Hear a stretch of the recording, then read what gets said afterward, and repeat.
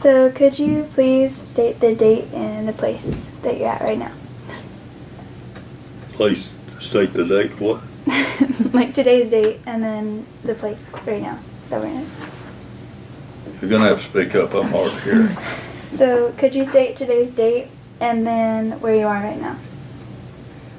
You're at St. George's School.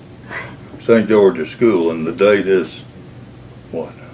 I have no idea. The 7th It's the 7th. of The March. what? March 7th. 7th. March 7th. Oh, I forgot. Something you gotta do on March 7th. Yeah. Make love, Come- remember? Okay. Go to St. Now, go George's. ahead. Gotta So- watch him and be warned you. It's March 7th and it's at St. George's, and my name is Danielle and Jacqueline is filming. And could you please state your full name? Ronald Barrett Collins, Alright. And what is your current address? 2133 Luckadoo Road, And where were you born and what year were you born? Oklahoma City, Oklahoma. And the year is 1933. And if you would like to state your full name and what year you were born and where. My name is Gail Boyd Collins. We live in the same place. And I was born in Memphis, Methodist Hospital downtown, in 1935. Alright. And to start off, we wanted to ask you, so when you were growing up, what was your lifestyle like? What was what? Your lifestyle. So if you could describe briefly like your childhood, your school. My childhood, I went to grammar school, a one-room school. Didn't learn a whole lot in grammar school. And I went to high school at East High School in Memphis, Tennessee, where I met my charming wife. And I did learn something there. It was a very good school. East High was one of the top-ranked schools in the city at that time. He's glossed over the fact that he went to 11 different schools in the first 6 years of his Oh life. yeah, I did. Oh, yeah. Because his stepfather was transferred around We were in the during World War II. this was World War II, and this was why a lot of people during World War II didn't get the education that your girls are privileged to get, because they bounced us everywhere. I went to Illinois, to Texas, to just everywhere.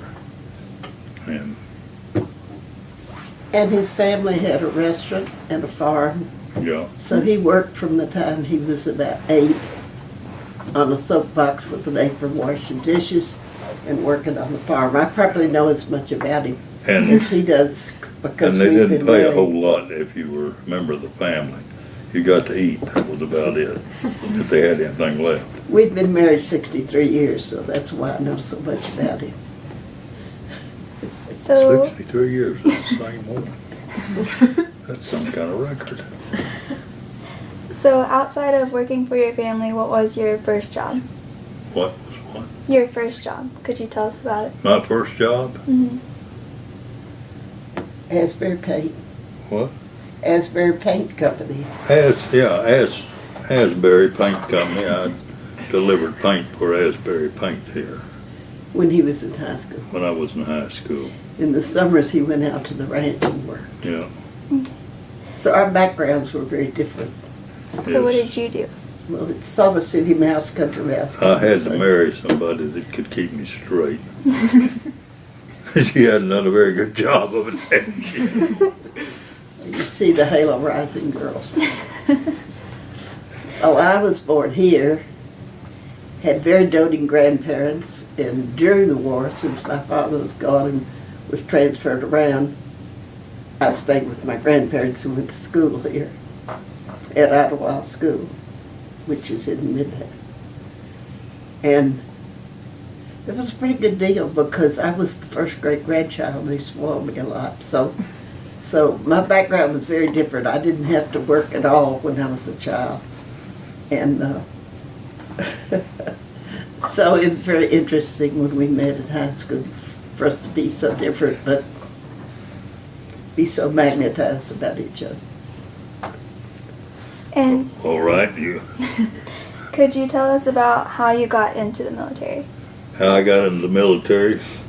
Well, I didn't want to go to Korea on the ground because they were killing people over there. So I decided the best thing for me to do was join the Navy. And I got a deferment. You know what the draft is? I'm sure you all know. I got a draft notice when I was at Southwestern. I got 1 semester at Southwestern, Rhodes now. 1 semester there, and all of a sudden I went home, fat, dumb, and happy at noon, opened the mailbox, and I had a draft notice. It said, you will appear to the draft. And so I did not want to go to Korea and become a ground pounder, so I joined the Navy. And I got my deferment to join the Navy for, I think it was 6 months. And I joined the Navy. And I stayed in the Navy. I liked the Navy. The Navy was a good career. And I did stay and made Chief Petty Officer and enjoyed every minute of it. He went in the Navy February the 9th, before the armistice was signed in the summer. But during that first part, before the armistice was signed, he was in school, because the Navy, as well as the other services, really give you a lot of opportunity to go to a lot of schools and get a career. I was in electronics school out here at Millington. Okay. So could you tell us about, once you were in the Navy, what it was like to be training and adjusting to the lifestyle difference? Didn't bother me a bit. I really didn't. They got good food. It's cooked well all the time. And all you do is go to sea. And what kind of training did you go through in order to prepare for it? What kind of training did I go through? I went to airman school went through boot camp first, and then I went through airman school. It was at Norman, Oklahoma. And then I came to Memphis and went through electronics school in Memphis for, I think it was 29 weeks. And then I went to a squadron in Norfolk, Virginia. Was the first squadron I was in. And then I went on a Mediterranean cruise on the USS Intrepid, the CVA-11, straight deck, wooden deck carrier, which you could get killed on real easy working on top on the deck. And then I came back and for shore duty, and I had shore duty in Virginia Beach, Virginia, which the Navy generally gives you 3 years of sea duty and 3 years of shore duty, alternates. So, and then I came back to Memphis, and I went to some schools, other schools here in Memphis. Then I got transferred to California, to Alameda, California. And there I went aboard the good ship Midway. And from the female side of all that, when he left to go to boot camp, because we'd had this experience with our high school boys, some not coming back from Korea, I didn't know whether I'd ever see him again. So when he came back to school here, we got engaged. Yep. So we did do that.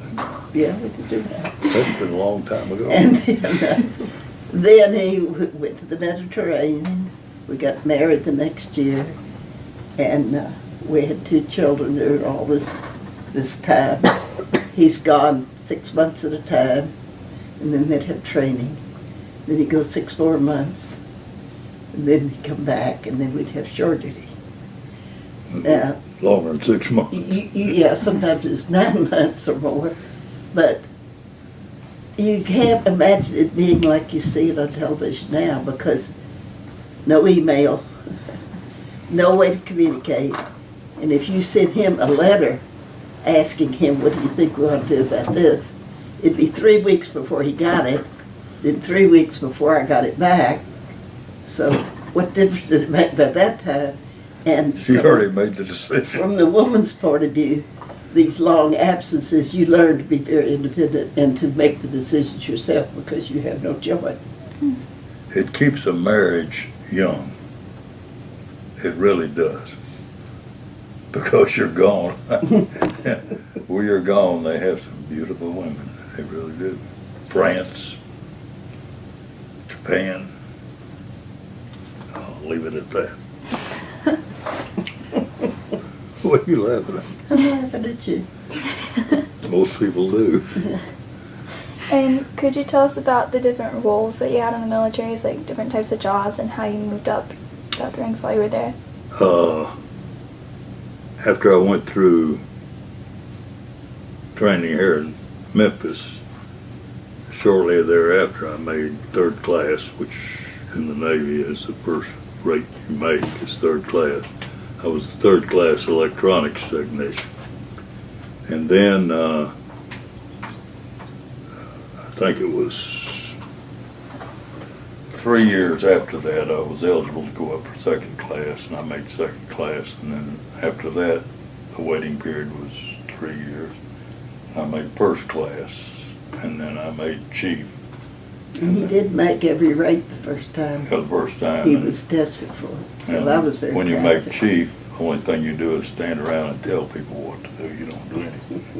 And that's what they tell you at the chief's initiation. You're through with work. You do not work anymore. You tell other people what to do. And I will say this about the Navy. The officers in the Navy, most of them, or a great majority of them, have been to the academy, the Naval Academy. And they know that the chiefs run the Navy or it wouldn't go.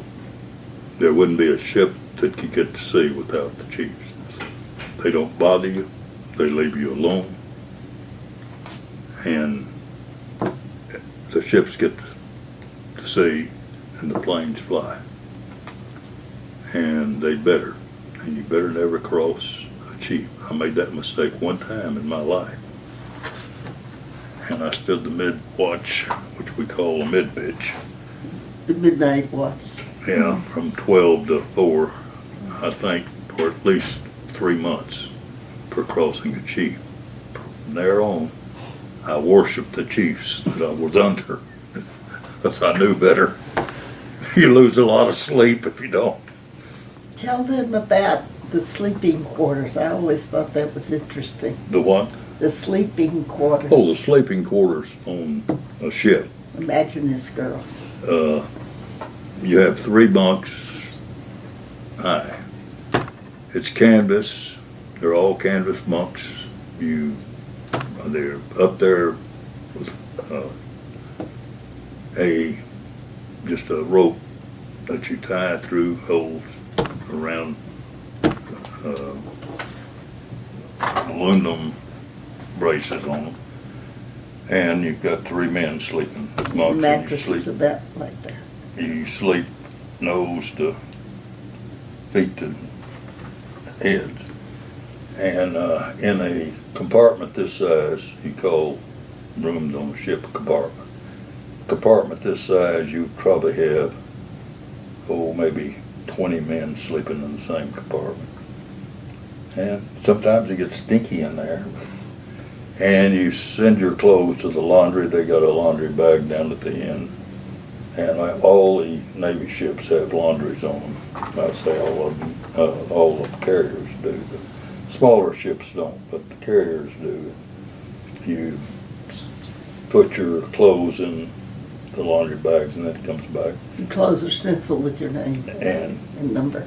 they just, the compartment cleaner, you have a compartment cleaner that's a seaman for every compartment. he keeps the compartments clean, the passageways clean, and that's his job. And he sorts the laundry and puts it on the bunk of the person who's in that particular bunk. And that's the way it is. Now, when you get up to chief, you have better sleeping Well, when you quarters. get up to be chief, you have a regular bed in a bigger compartment, and you sleep well. And Lots of incentive to do well we had and study. we had our own mess, chief's mess, and the officers always were going to be invited down to eat at the chief's mess, but we would never let them in. There's only 2 people we would let in the chief's mess: the executive officer of the ship and the captain. And that goes back to the old Navy times. Once you get in the Navy, they've got a lot of things that go back to way back. Very When they had traditional. sailing vessels. And boatswain's pipe, for instance. And the captain will always knock on the chief's mess door and ask permission to come in. They respect. Each chief has a division, and then various people under them, whether it be electronics or mechanics or whatever it is. Yeah. So there are lots of chiefs on a carrier, but they all have their own territory. So, relating to that, did your background with electronics kind of help you get into a position like that? If so, how? You have to pass electronics test, and you have to pass a military test as you go on up. You have to pass both of them, and you have to have enough time in. You have to be a good boy, or you don't get promoted. But the question is, after you got out of the service, did that lead to your further career in electronics? To some extent it did, and I'm not in electronics now. When I got out of the Navy, this is humorous too. When I got out of the Navy, I went down to get some literature for a scout troop, and ran into a colonel down here that was in the Army, and he was head of the Memphis Emergency Management Agency. And he said, "Oh, you were chief in the Navy?" I said, "Yeah." He said, "Do you ever write any plans?" I said, "Well, I wrote plans all the time. I did write some plan." And he said, "Well, I'm short a plans officer." He said, "You want a job?" I said, "Well, yeah." And I went to work for the city of Memphis as a plans officer, planning officer for the emergency management. And then I went up to the state office several times, and the state wanted to know finally if I wanted a job with the state as the West Tennessee director of all the emergency management agencies in West Tennessee. So it was a good job. I wouldn't turn it down. And going along with that job, I've really had a very interesting career. I became a hazmat, hazardous material, supposedly expert. I don't know any of them that are experts, I'm sure not. And I worked all of the hazmat spills in West Tennessee, and bridge collapses and tornadoes and everything. So that was an exciting job. Which meant that he coordinated all the governmental resources. Yes, all the state depending upon the resources. need at the time. And you did leave out the part that he had 2-3 tours of duty teaching, and he was sent through education school Yeah. to teach. So he had experience teaching in the Navy, and so in this new job, he taught courses All across the to state. firemen and policemen and different first responders. It was very exciting to wake up in the middle of the night and he's gone, and propane truck had overturned, and he comes waltzing in at 5 o'clock in the morning smelling like whatever chemical had spilled. And then he had to go to work that day, so. Yeah, that was a fun day. Can't beat it. No, it was exciting. It was, every job I've had in the Navy, all through my career till I retired from the state, has been a fun job. A lot of people killed, a lot of people blown up. Just, it's been stress. it has been taxing, and you've got to have a certain personality to do this. Not that you don't appreciate life. I do. I appreciate anybody's life, and but somebody's got to do the job. When he was tested in the Navy for aptitudes, he came home, showed me the paper. He had an aptitude for flexibility and adaptability and scored 99%. Now, I would have gone nuts in a little room like this with 30 women and butts. But he took all of that in his stride, and then even though it bothers him some of the bad things he saw on the state job, he was able to maintain. Well, you got to be. Somebody's got to have their head on their shoulder. I don't have much of a head, but it didn't bother me too much. So, all right, we're bird walking. So, would you say, like, relating to that and how you had a role more in the States, how would you say the Navy and people who helped in the military stateside, how did that affect what was going on in Korea? Repeat the question. So, working in the States versus going to Korea, how would you say you felt like people who were working in the States, how did they affect what was going on in Korea? A lot of them had been to Korea and had served in Korea. They made very good employees when they came back from Korea for two reasons. One, I think, was they had seen a lot over there. And another one is that they didn't want to go back to Korea. And The discipline. they were more, could adapt more to different situations, particularly what we were doing at the time. Now, the people back here, while he was gone, were really pretty tired of war. Yes, they were. So I was too. they just kept hoping Korea would be over soon, kind of a thing. When the armistice came, we all sort of breathed a big sigh of relief, thinking there was going to be a peace treaty. But we were stationed in California when that happened. And although he had been serving in the Navy and they do a lot of flying of airplanes day and night, a lot of danger involved, he was right. Not going on the ground in Korea was safer for him, even though it was stressful. But after the armistice was signed, we went, after a cruise, we went to California with the children. And one night he came in and he said, honey, I got to pack my sea bag. I said, you just got back 3 weeks ago. And he said, oh, well, I know, but we have an emergency. We're going again. So a lot of tension had built up, and then there was a lot of sighs of relief with the armistice back home. And then here, what? You're going again in 3 weeks? We just got back. So you pick up your story there when you went to Hawaii to go to the Far East. Well, we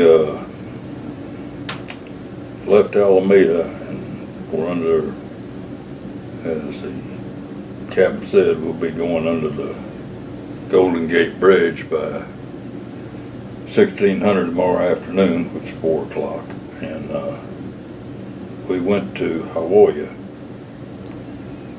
and we tied up in the middle of the night in Pearl. Very unusual. Generally ships the size of carriers don't tie up in the middle of the night anywhere. And the next day after we sailed and got underway to Korea to take care of whatever was going on over there, or tried to, one of the ordnancemen said, "You know what we loaded last night?" I said, "What?" He said, "Special weapons."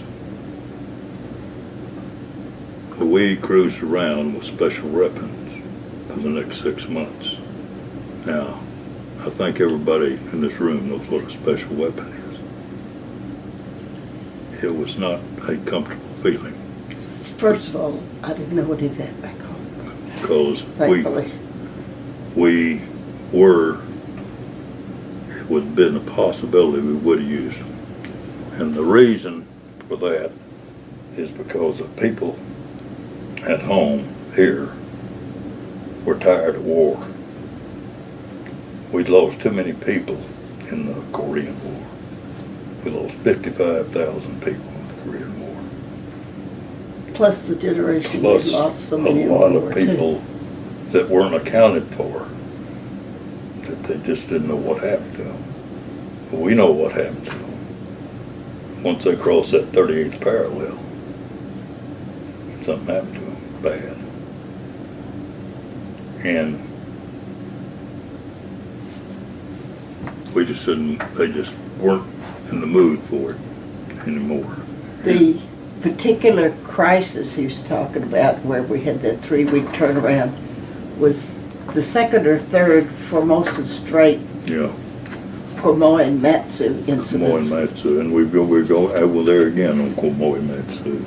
So, to keep the Communist Chinese and the Republican Chinese who escaped Chiang Kai-shek and his elected officials that were on Taiwan, to keep them from continuing shelling and fighting each other, President Eisenhower sent over the Midway, and they cruised for, you think I didn't hear from him in 3 weeks?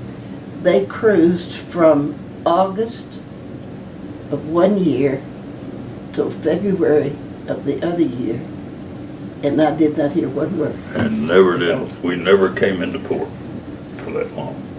We were refueled at sea, replenished at sea, and Lord, I broke up so many fights on that ship. Every man on that ship was ready to fight each other or anybody. They were mad. Well, we'd just gotten back from a 6-month cruise in 3 weeks. And You can sort of imagine, girls, him being gone. Remember, we got no email, no connection, from August to February through the holidays. Him not being able to talk to me and me not knowing what's going on, except the headline said, Quemoy Matsu crisis. So that's the real life feeling and behind what you read in the books. it was a very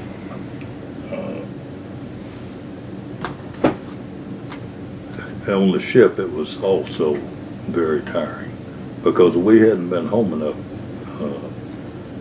at that time to even relax, and we were back into what we call stage 4 position and stayed in it for that long. And our little friend over here has started it again. Anybody know who Kim Jong-won is? Uh-huh. Well, guess The what? war's still not over. Guess what that sucker's done? And these two islands, Quemoy and Matsu, incidentally, can be shelled from the China coast. They're that close to China. And we were over there steaming around. They patrolled around and around and around and around. For all 180 days. That. And they never fired a shot, and fortunately we never fired a shot. Now, this fella here that I just mentioned is quite a character. He's the third generation person to control North Korea. And he has tested and has rockets that can reach as far, they think, as Pearl Harbor. They can reach Alaska, they know. The only thing he likes to put on those things is a nuclear head, nuclear bomb. We don't think he's got it yet. We don't know where he's got it yet, but we don't feel like he's got it yet. But all this testing, am I boring you? Sorry. I'm sorry. Eventually, he's going to be our next problem over there. And he's right in the middle of the straits. I thought I brought a map of where he is. I'm going to leave all this with you. There he is. There's the Straits of Taiwan, and there's Quemoy and Matsu up there. At first, he was very hesitant to come to y'all and speak to y'all because he wasn't actually on the ground forces in Korea. But you see, those little islands are close enough to There's the Straits. back before even nuclear bombs to just shoot into Yeah. each other's territory. You could shoot So they're across there. patrolling between that big island of Taiwan and these other two little islands in the mainland of China. You could shoot a slingshot across there. So for 180 days, it was a lot of stress, even for somebody Yeah, very it was adaptable. very stressful when I got back too. Unfortunately for me, I didn't know anything about what was happening until we got back. Fortunately for me, I didn't care. And then he gets a job with hazardous material. I love excitement. Yes. You ever see a tank car blow up, explode full of propane? Whoa! You talk about explosion. They go in every direction. So although it was exciting and stressful, we have like a biography sheet for you, and it says, did you sustain combat or service-related injuries? And you answered yes. Could you explain about that? I hate to, but I will explain about it. I got blown off of a ship on the carrier, and I didn't hit the ocean. I hit the deck, and I hit my head on the steel deck, and it hurts when you do that. In fact, I was unconscious, and they took me down to sick bay, and we had enough blood in there as it was. They just told me to go lay down and go to sleep. Well, I did, and Of course, we know now when you have concussion. I didn't know I Not had a supposed to. concussion. I didn't know I had a brain injury at the time. And when I was out here teaching at Millington, I started having seizures, and it was because that was the injury.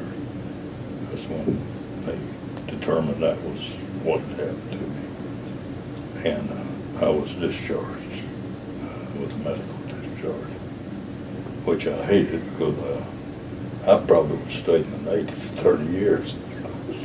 I was ready to go back to sea. And I was just about through and ready to go back when that happened. But it happens. The Navy was exciting to him, but then he found an even more exciting job.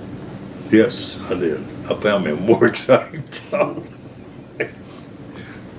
So do you have any like life lessons that you've learned or taken away from having spent time in the military or in the Navy? Any what? With Life life lessons. lessons. Like things that Life you've learned? lessons? Another thing, they didn't have you wear headphones when you worked around jet aircraft. Right. So What do you mean, life you're going to have to lessons? speak a little louder. I mean, like how you said in the role that you were in, it taught you sort of leadership. So like certain characteristics that maybe you wouldn't have had before, but because you had to work in the Navy, you've kind of learned how to adjust to? What are your big life lessons from the Navy? Well, one of them is don't cross a Navy chief. It was one big lesson I learned. And another lesson was everybody is pretty much alike when you come back down to it. Doesn't make any difference whether you're black, white, red, or what. We're all people. We all want the best generally for everybody. We don't have in this country, or in this as a country, we don't have a real enemy. We have a lot of friends in this world, but generally we don't have very few enemies. Now occasionally one will pop up, like this character here, as Crump likes to refer to him as the Rocket Man. I like that. But most places that you go, countries that you go to from America, they're pretty respecting of you, particularly when you bring your money. They love your money, but they know they're respectful to you. I did learn One that. difference that I know he's talked to me about that he learned was there are certain cultures that don't respect us. Yes, there are. There are some. And their culture is so markedly different, not for the educated, but the general people. Culture. A lot of cultures in the world, particularly in, say, around the Mediterranean and North Africa, in Africa. they still cut your hand off if you steal. Yes. And there are a lot of customs that are so traditional for thousands of years that our customs seem totally alien to them, except for the educated people. Education is really the key to a lot of solving these problems. But there's so many people in the world who just can't fathom what having a free country is like. I spent some time in Africa. Where was I in Africa? In Morocco. Morocco. Yeah, in Morocco. And in Morocco, they respect us, I mean, but it's a completely different type of system over there. And that you run into that a lot where, just like she said, they cut their hand off if you steal. And we have not cut anybody's hand off over here, as I know of. We don't even have the death penalty in most states for murder. Well, if you murder somebody in one of these foreign countries, and they don't even give you a trial, they just shoot you. So, I mean, that takes care of it. What I've learned is You have no question. I've learned that as a woman, I was raised at a time where if you got pregnant, you had to quit your job. You couldn't go to work with maternity clothes on. I don't know why pregnancy was something so taboo, but it was. And I learned to be very independent. I already was sort of, but not to the extent that I had to learn. Later on in teaching and in other jobs that I had, I was always the person who said, well, why can't we wear pantsuits? You know, and the next thing, well, I'm going to try that tomorrow, and then the next thing you know, everybody's wearing pantsuits, and they had to make a rule about that.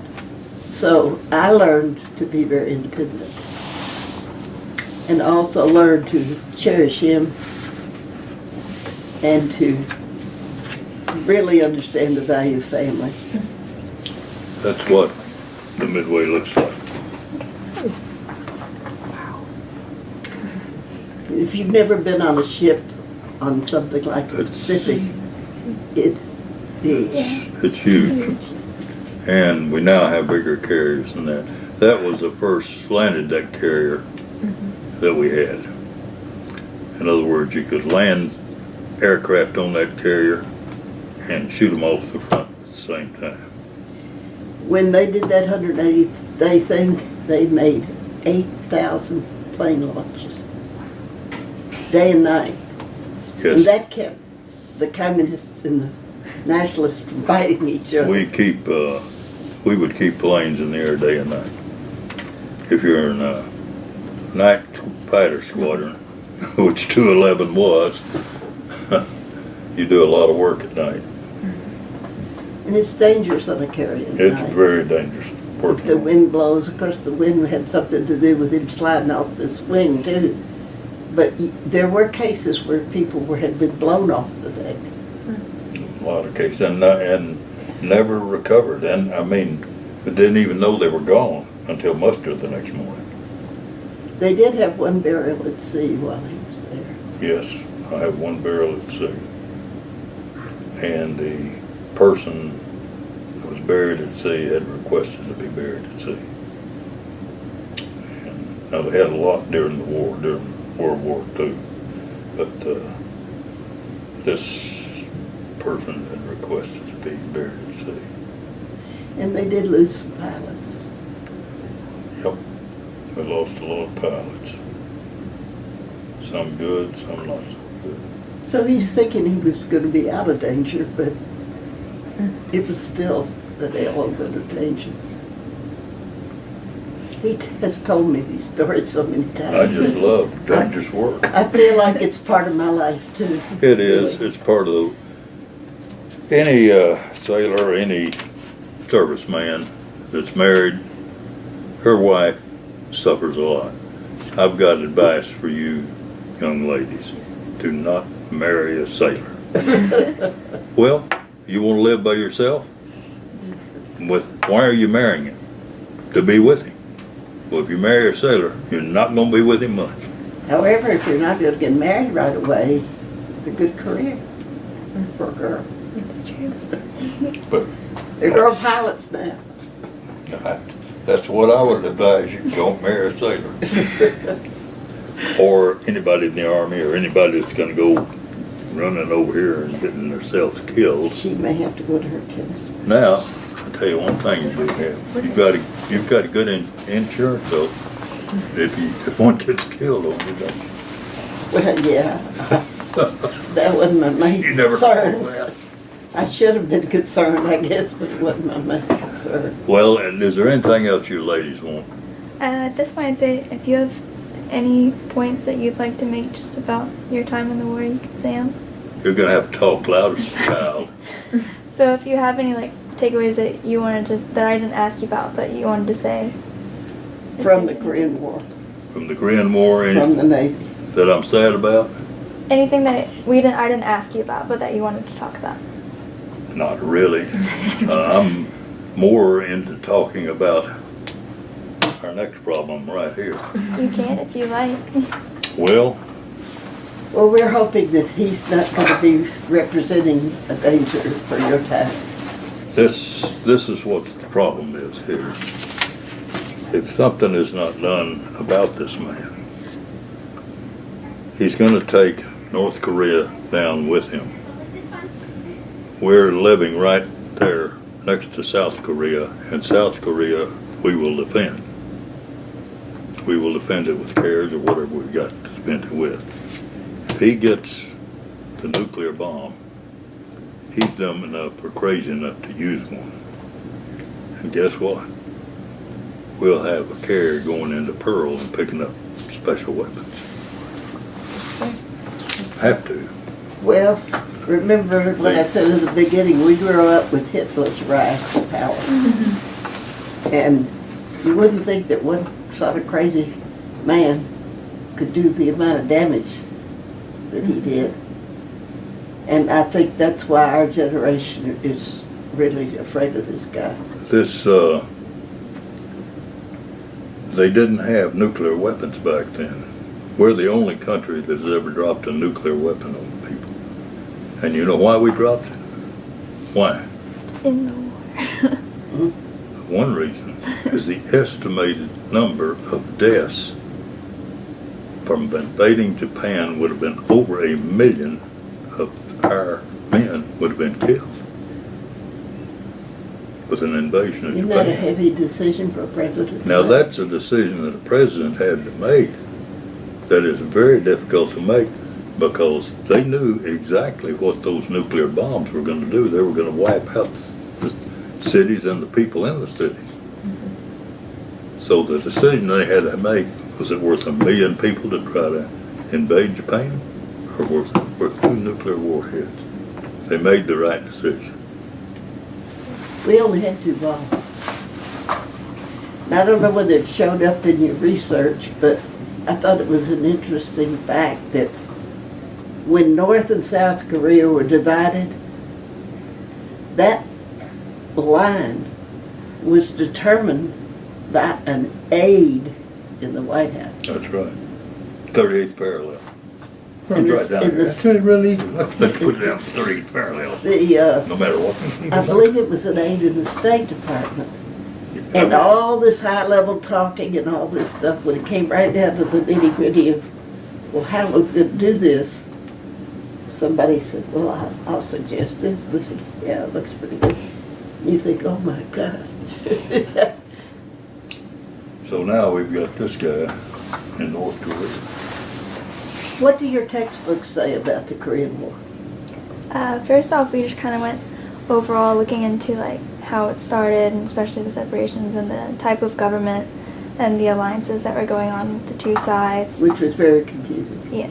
And then after that, we watched a video actually, and it had some like first-hand accounts from veterans that had gone down there, and they were kind of explaining chronologically what was going on in the war and like their experience, and obviously the fact that now, like, even though it ended, it didn't really. Well, let me end. ask you a question. Yeah. Have you interviewed anybody else that was in the Navy from the Korean War? We all got one veteran to interview, so.